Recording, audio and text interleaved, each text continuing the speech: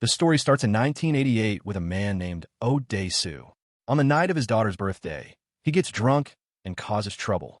The police arrest him because he is loud and out of control.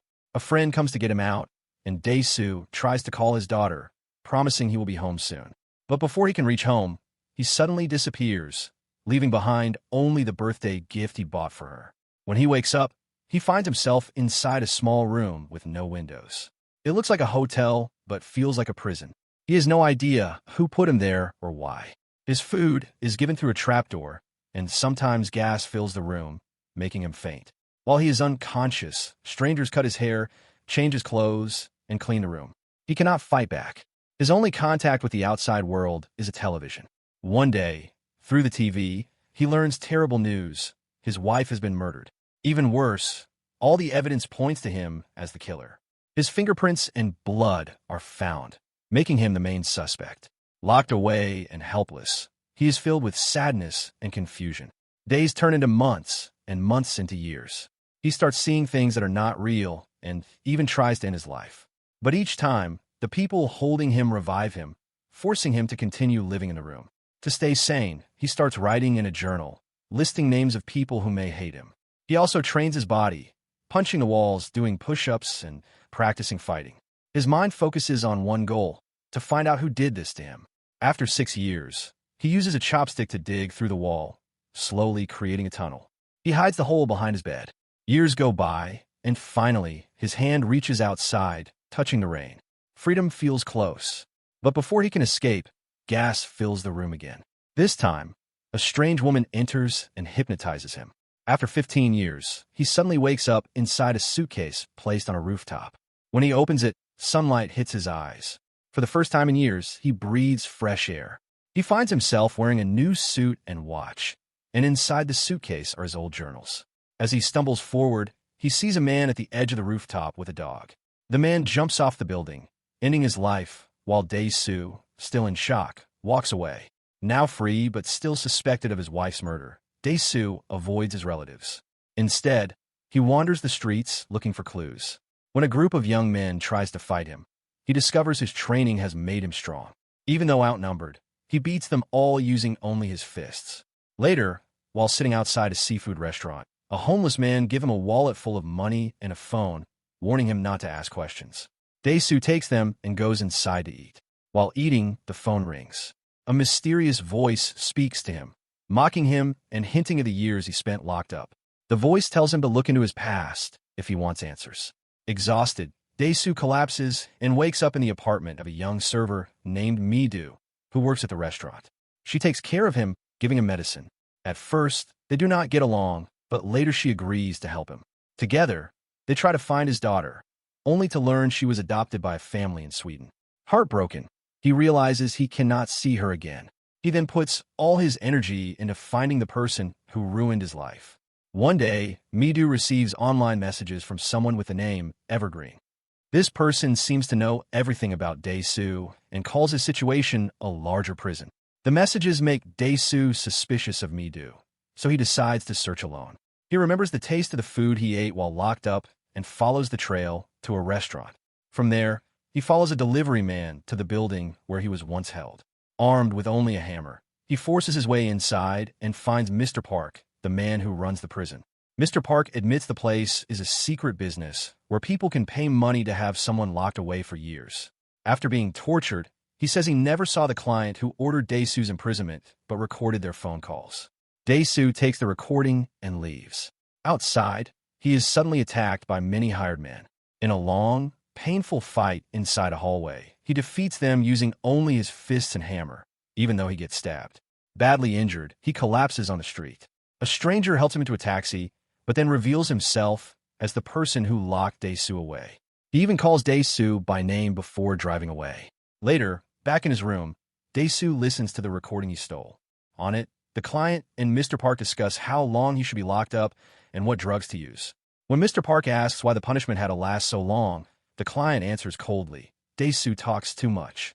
The next day, Dae-soo visits his old friend Ju-hwan, hoping he can recognize the voice on the tape. But Ju-hwan cannot. Instead, he helps Dae-soo trace the online account of Evergreen. When they connect, Evergreen cruelly reminds Dae-soo that the time limit for his wife's murder case is already over.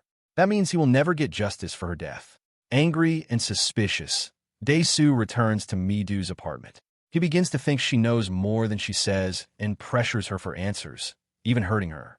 But before things go further, Ju-hwan calls with important news. He has discovered who Evergreen really is. The man behind everything is named Lee Woo-jin, and shockingly, he lives right across the street from Mi-doo's apartment. Dae-soo rushes to confront him and meets Woo-jin face-to-face, along with his strong bodyguard, Mr. Han. Woo-jin explains his cruel plan. Dae-soo has 5 days to find out the reason for his imprisonment. If he finds the truth, Woo-jin will end his own life. If he fails, Mi-doo will die. Dae-soo tries to attack him in anger, but Mr. Han easily stops him. Woo-jin calmly says that killing him now would mean Dae-soo would never learn the truth. He even shows a pacemaker on his chest, connected to a device he can control himself, making torture useless. Before leaving, he tells Dae-soo that Mi-doo is tied up in her apartment with the door wide open. Terrified, Dae-soo runs back and hears Mi-doo screaming. Inside, he finds Mr. Park and his gang hurting her. Dae-soo is pinned down, and Park raises a hammer to pull out his teeth. Just then, the phone rings, and Mr. Han arrives with his suitcase full of money. Park takes the payment and leaves with his men. Furious, Dae-soo warns Park never to touch Mi-doo again, but his main focus is saving her. Shaken, Dae-soo and Mi-doo escape to a motel. On the way, Mi-doo shows she wants to be closer to him, and that night they give in to their feelings. But their moment doesn't last. While they sleep, gas fills the room, and when they wake up, they find a package. Inside is Park's severed hand. Dae-soo realizes Woo-jin has been spying on them with a hidden device. Determined to fight back, he takes Mi-doo to a shop and destroys the bug. Later, they visit Ju-hwan's internet cafe for more clues. While Mi-doo searches, Dae-soo and Ju-hwan discover that Evergreen was the nickname for their whole high school class of 1979. Looking through an old yearbook, Dae-soo recognizes Woo-jin as a classmate. Curious, he calls Ju-hwan again and asks about a girl named Soo-ah, another student. Ju-hwan says she died years ago and cruelly calls her promiscuous. But Woo-jin is secretly in the cafe listening. Angry at hearing Soo-ah insulted, he kills Ju-hwan. Soon after, he calls Dae-soo and reveals the truth. Soo-ah was a sister. Dae-soo returns to Mr. Park, who is now more helpful after losing his hand. Park admits that during Dae-soo's imprisonment, the water was drugged to make hypnosis easier. He also agrees to keep Mi-doo safe. Later, another old classmate tells Dae-soo that it was Ju-hwan who spread the nasty rumors about Soo-ah. At last, Dae-soo remembers. He once saw Woo-jin and Soo-ah being intimate and told Ju-hwan about it. That rumor spread everywhere. Soo-ah's life was destroyed, and she eventually died. Following clues from Woo-jin, Dae-soo finds his house and confronts him. He accuses Woo-jin of erasing his memories with hypnosis. But Woo-jin says hypnosis wasn't needed. Dae-soo simply forgot because it wasn't important to him, while for Woo-jin it ruined everything. He explains that after the rumor spread, people even said Soo-ah was pregnant. The shame made her believe it too, and unable to bear it, she ended her own life. Woo-jin blames Dae-soo fully. When Dae-soo accuses him of killing his own sister to hide their relationship, Woo-jin denies it. Instead, he reveals a shocking truth. With the help of a hypnotist, he had arranged for Dae-soo to meet Mi-doo. He gives Dae-soo a photo album, showing that Mi-doo is actually his daughter, grown up. The truth hits Dae-soo like a nightmare. Enraged, Dae-soo attacks, but Mr. Han defeats him easily. Tired of waiting, Woo-jin kills Mr. Han himself. He then tells Dae-soo that Mr. Park was always working for him, and right now Mi-doo is at Park's place with a mysterious gift box. Over the phone, Dae-soo begs her not to open it until he arrives. Desperate, Dae-soo falls to his knees before Woo-jin, begging him to spare Mi-doo. To prove his regret, he cuts out his own tongue.